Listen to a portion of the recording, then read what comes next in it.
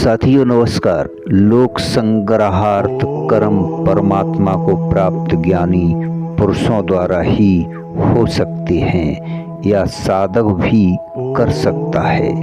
मित्रों, ज्ञानी के लिए अपना कोई कर्तव्य नहीं होता, इससे उसके तो सभी कर्म लोक संग्रहार्थ ही होते हैं। परंतु ज्ञानी को आदर्श मानकर साधक भी लोक संग्रहार्थ कर्म कर सकता है।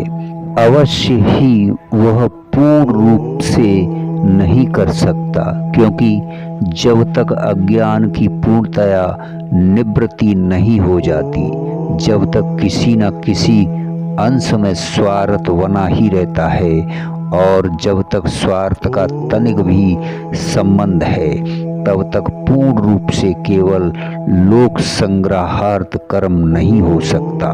मित्रों, प्रश्न उठता है, जब ज्ञानी के लिए कोई कर्तव्य नहीं है और उसकी दृष्टि में कर्म का कोई महत्व ही नहीं है, तब उसका लोक संग्रहार्थ कर्म करना केवल लोगों को दिखलाने के लिए ही होता होगा। मित्रों, ज्ञानी के लिए कोई कर्तव्य ना होने पर भी वह जो कुछ कर्म करता है वह केवल लोगों को दिखलाने के लिए नहीं करता। मन में कर्म का कोई महत्व ना हो और केवल ऊपर से लोगों को दिखलाने भर के लिए किया जाए, वह तो एक प्रकार का दम्भ है।